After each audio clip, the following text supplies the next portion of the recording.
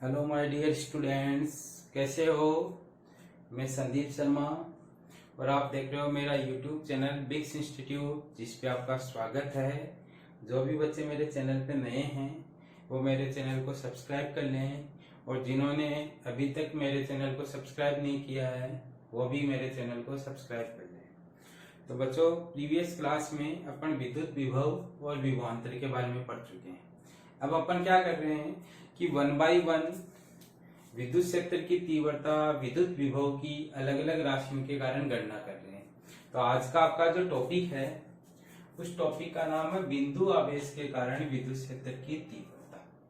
तब आपका कहने का मीनिंग क्या हो गया कि आपके पास कोई बिंदु आवेश दिया गया है, जैसे ये आपकी एक्स एक्सिस है, ये वाई एक्सिस है और ये आपकी जेड एक्सिस है। ये मूल बिंदु है, तो इस मूल बिंदु पे आपका कोई क्यू आवेश रखा हुआ आपके पास ओ बिंदु पर, और इससे आर दूरी पर एक कोई बिंदु P है जिसपे अपन को विद्युत क्षेत्र की तीव्रता की क्या करनी है, गणना करनी है। यानी आपको ईपी बिंदु पर क्या करनी है, विद्युत क्षेत्र की तीव्रता की गणना करनी है। तो अपन ने कहा, माना बिंदु P पर एक परीक्षण आवेश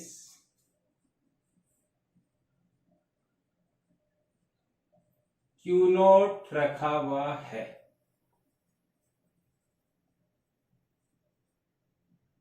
यानी आपने क्या किया, विद्युत क्षेत्र की तीव्रता निकालने के लिए P बिंदु पर एक परीक्षण आवेश Q0 को क्या किया है, अज्यूम किया है। तब आप लिख सकते हो बिंदु P पर रखे आवेश Q0 पर लगने वाला स्थिर विद्युत बल, और वो आप लिख सकते हो ए बराबर, आपके पास ये जो P बिंदु है इसका स्थिति सदिश आपका R है, और इसकी दिशा में जो एकांक सदिश है वो क्या है, R कैप है। तो आप R सदिश के बारे में तो लिख सकते हो बिंदु P का मूल बिंदु O के सापेक्ष स्थिति सदिश है। Q आपका बिंदु आवेश है जिसके कारण आपको क्या करनी है, विद्युत क्षेत्र की तीव्रता ज्ञात करनी है आपके पास। तो ये तो डायग्राम का मीनिंग हुआ। अब ए बराबर के, आप कूलॉम के नियम से क्या जानते हो, F12 इज इक्वल टू लिख सकते हो के Q1 Q2 अपॉन में R12 का स्क्वायर R12 के। उसी के आधार पे पहला आवेश Q है, दूसरा आवेश Q0 है आपका यहाँ पे रखा हुआ, और दोनों के बीच की दूरी R सदिश का स्क्वायर और R सदिश की दिशा में एकांक सदिश। आपने क्या किया, इस सूत्र में मान रखा, तो Q1 की जगह तो Q, Q2 की जगह अपन मान रहे इस पे कौन सा आवेश रखा हुआ, Q0 आवेश, तो इसके आधार पे आ गया। अब आप लिख सकते हो विद्युत क्षेत्र की तीव्रता की परिभाषा से,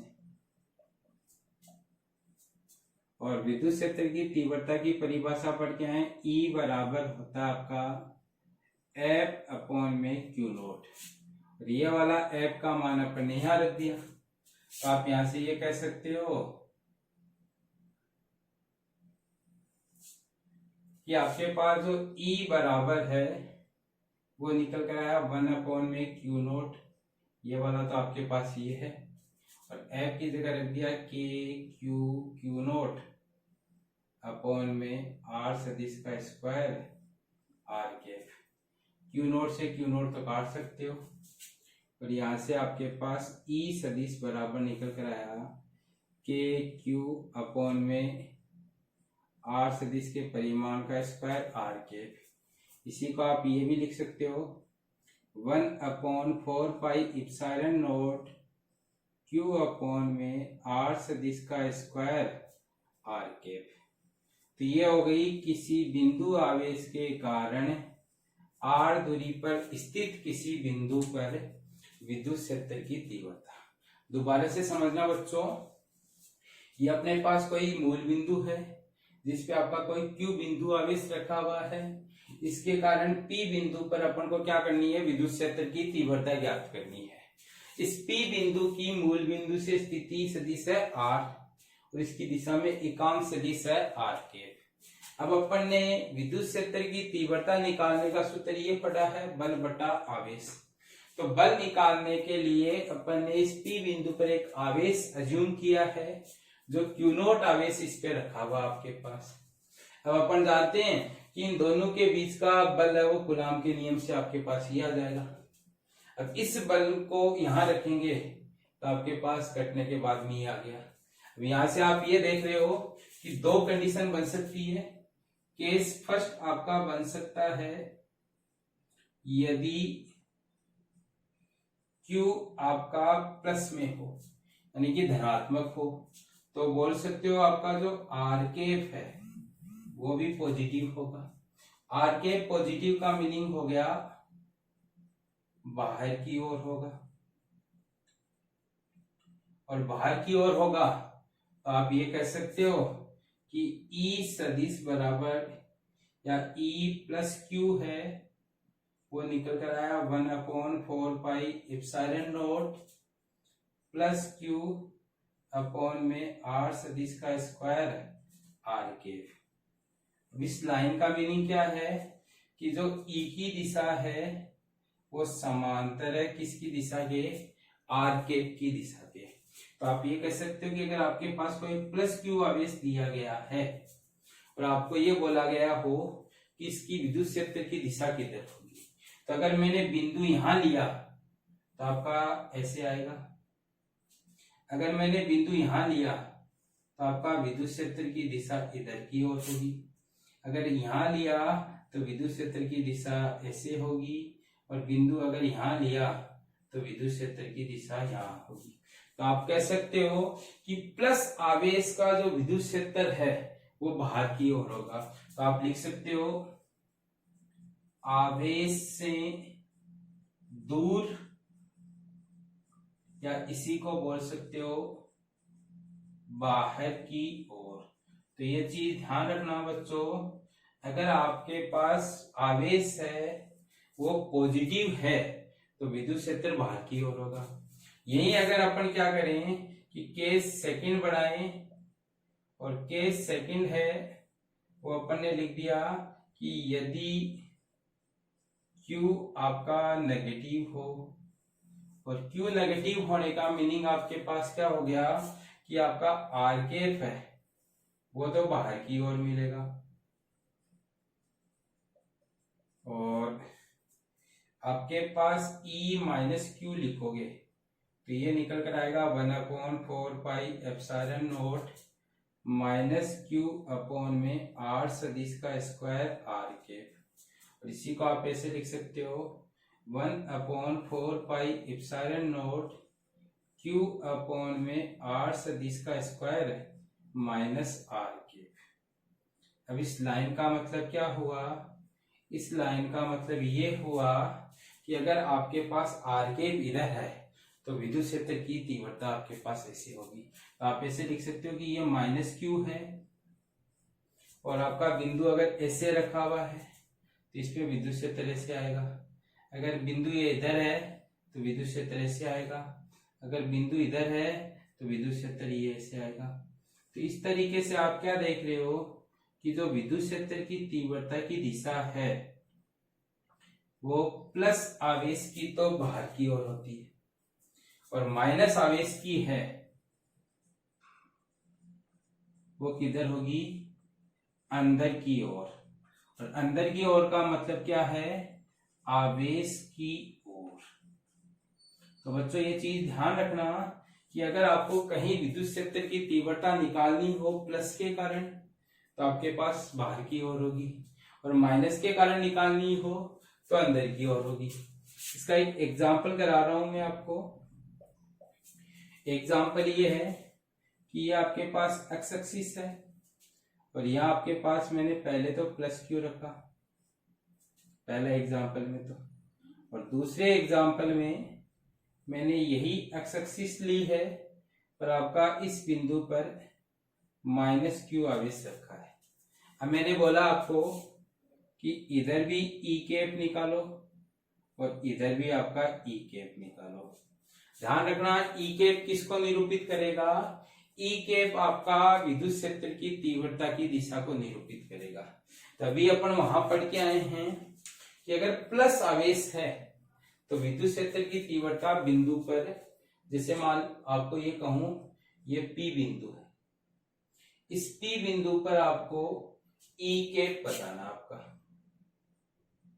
तो आप यहां देखोगे तो ये प्लस क्यू है और ये बिंदु है, तो ये बाहर की ओर मिलेगी और बाहर की ओर मिलेगी ई कैप की दिशा।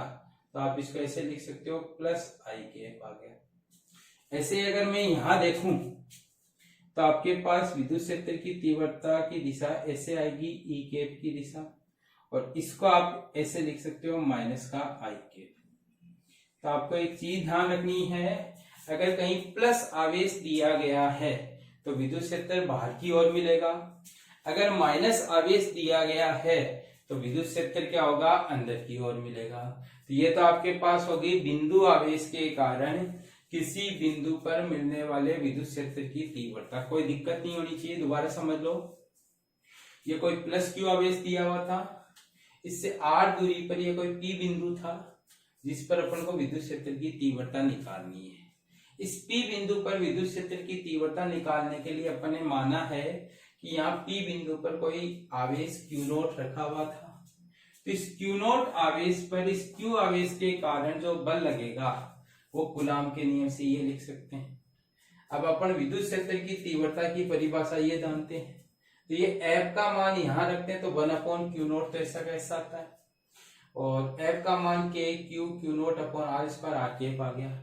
Q नोट से Q नोट तो कैंसिल आउट हो गया, और E का जो मान है वो आपके पास ये निकल कर आ गया। K को 1/4 पाई एप्सिलॉन नोट रखें तो आपके पास ये वाला मान आ गया। अब इस E में R कैप आ रहा है जो आपके पास किसकी दिशा को निरूपित करता है? विद्युत क्षेत्र की दिशा को निरूपित करता है। अब विद्युत क्षेत्र की दिशा की अगर बात करोगे तो आवेश अगर प्लस का है तो बाहर की ओर होगा, और विद्युत क्षेत्र की दिशा है वो अगर आवेश माइनस का है तो क्या होगी? अंदर की ओर होगी।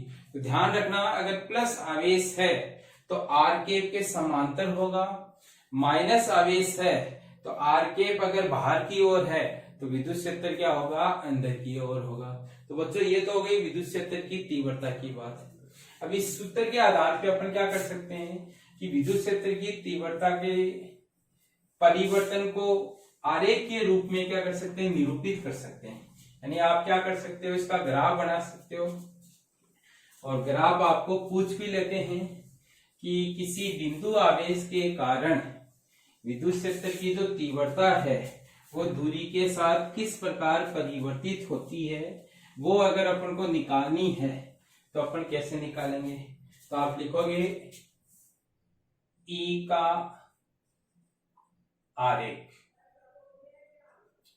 और E के आरेख की अगर बात करोगे तो आप लिखोगे बिंदु आवेश के लिए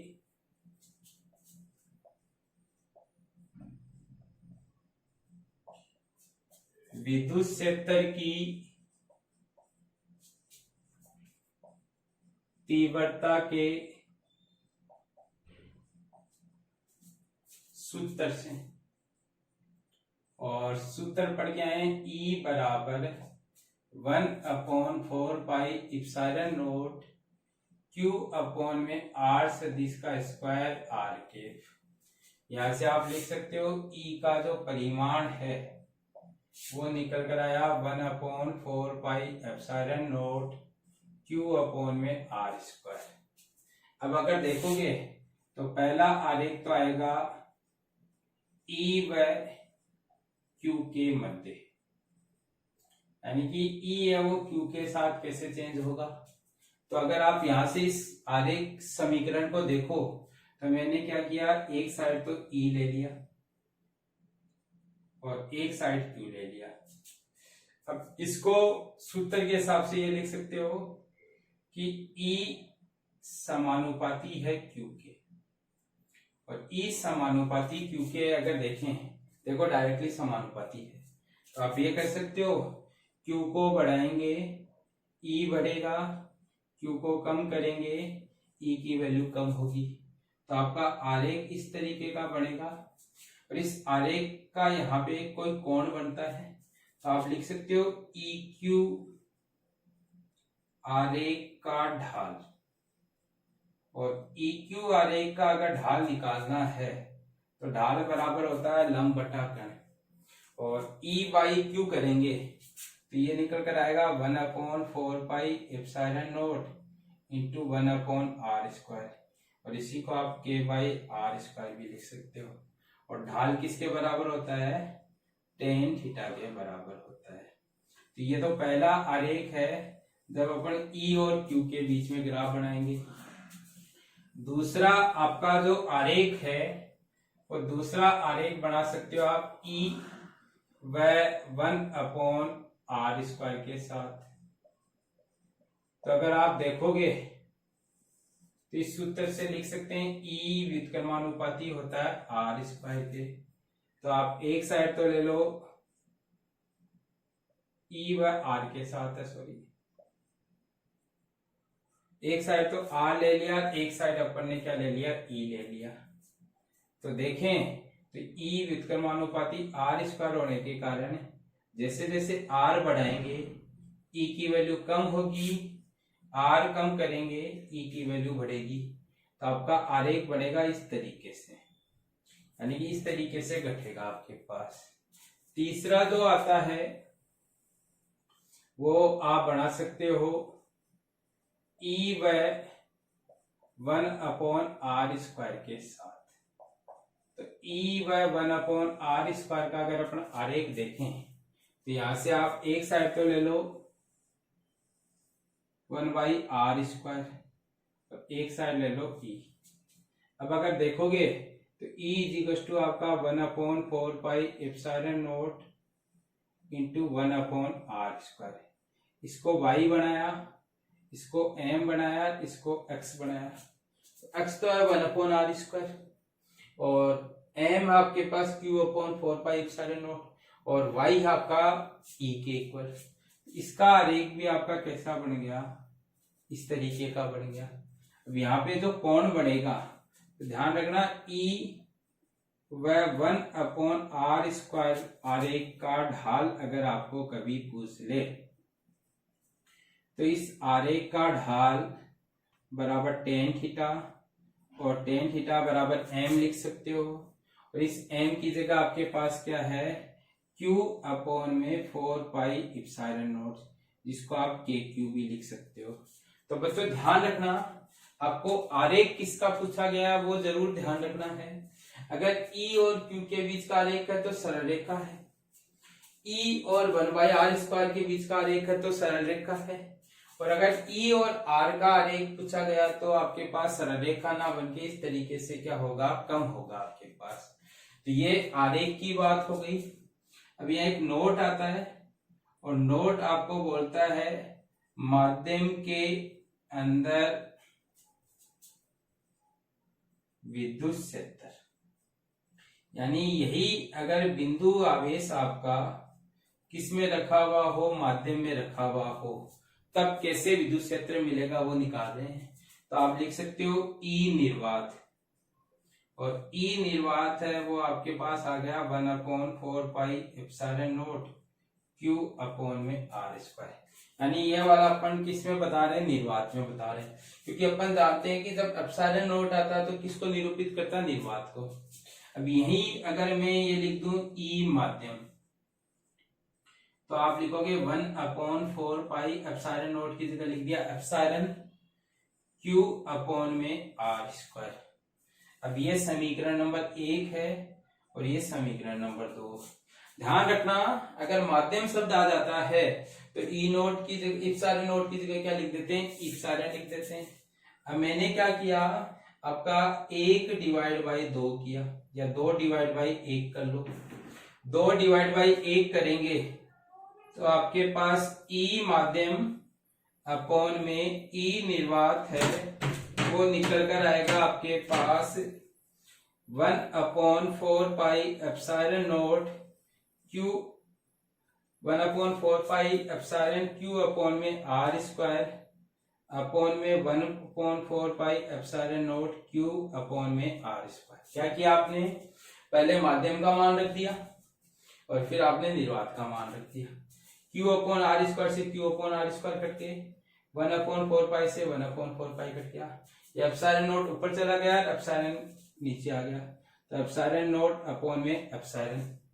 और आपको याद हो तो मैं यहां से लिख सकता हूं ई माध्यम अपॉन में ई निर्वात बराबर एप्सिलॉन नोट तो है ही, और इसको मैंने लिख दिया epsilon naught into epsilon R. और आपको मैंने ये पढ़ाया है कि एप्सिलॉन इज इक्वल टू लिखा जा सकता है epsilon naught into epsilon R. इससे ये कट गया और यहां से आपके पास निकल कर आ गया ई माध्यम बराबर ई निर्वात अपॉन में एप्सिलॉन आर। तो बच्चों यहां से भी ये ध्यान रखना कि अगर निर्वात का विद्युत क्षेत्र अपने पास है तो अपन क्या कर सकते हैं, माध्यम का विद्युत क्षेत्र निकाल सकते हैं। और माध्यम का विद्युत क्षेत्र निकालने का सूत्र है ई निर्वात अपॉन में एप्सिलॉन आर करना है आपके पास। या आपके पास दूसरा सूत्र ये है, इसी को आप ऐसे भी लिख सकते हो 1/4 pi epsilon naught into epsilon R into Q upon में R स्क्वायर। कैसे लिखा, इस एप्सिलॉन की जगह ये वैल्यू रखोगे, ये वैल्यू रखोगे तो आपके पास ये वाला मान आ जाएगा। यहां से देखने पर पता चलता है कि एप्सिलॉन R 1 से बड़ा होता है हमेशा, और जब 1 से बड़ा होगा तो आप ये लिख सकते हो कि ई माध्यम वो लेस देन मिलेगा अपन को ई निर्वात, यानी कि निर्वात में आपका विद्युत क्षेत्र ज्यादा होता है और माध्यम में आपका विद्युत क्षेत्र क्या होता है, कम होता है। तो बच्चों ये माध्यम के अंदर विद्युत क्षेत्र परिभाषित करने का तरीका है। तो बच्चों क्या पढ़ा अपन ने, सबसे पहले पढ़ा कि बिंदु आवेश के कारण विद्युत क्षेत्र की तीव्रता कितनी होती है। तो बिंदु आवेश के कारण विद्युत क्षेत्र की तीव्रता का सूत्र ये निकल कर आता है, जिसमें अपन ने देखा कि प्लस आवेश है तो बाहर होगा, माइनस आवेश है तो अंदर होगा। फिर अपन ने क्या देखा कि आरेख बनाए जिसमें ई का क्यू के साथ आरेख सरल रेखा बनता है, ई का 1/r स्क्वायर के साथ आरेख है वो भी सरल रेखा बनता है, और तीसरा ई का आर के साथ आरेख है वो इस तरीके का बनता है। अब इस आरेख में ढाल निकालोगे तो ढाल आपके पास क्या होता है कि आपके पास जो एक्स होता है या जिस हॉरिजॉन्टल के अलोंग जो लाइन लेते हैं उसका जो गुणांक है वो क्या होता है आपका ढाल। तो हॉरिजॉन्टल में क्यू लिया हुआ है, क्यू का गुणांक आपके पास ये है, तो ये वाला ढाल हो गया 1/4 pi epsilon note 1/r square. यहाँ ढाल देखेंगे तो Q/4 पाई एप्सिलॉन नोट हो जाएगा। तो कई बार आपको इनके ढाल पूछ लेते हैं, तो ढाल का भी ध्यान रखना। लास्ट अपने पास आया कि अगर निर्वात में विद्युत क्षेत्र पता हो तो माध्यम में विद्युत क्षेत्र कैसे निकालते हैं। तो अपने पास इस तरीके से माध्यम में क्या कर सकते हैं, विद्युत क्षेत्र निकाल सकते हैं। फाइनल का सूत्र याद रखना है, न्यूमेरिकल में बहुत काम आएगा। और फाइनल का सूत्र कहता है कि माध्यम का जो विद्युत क्षेत्र होता है वो निर्वात के विद्युत क्षेत्र का कितना गुना होता है, कम हो जाता है, एप्सिलॉन आर गुना कम हो जाता है। तो आपको ध्यान रखना माध्यम का विद्युत क्षेत्र निर्वात के विद्युत क्षेत्र से कम होता है। मुझे आई होप कि ये सब कुछ आपको समझ में आ गया होगा।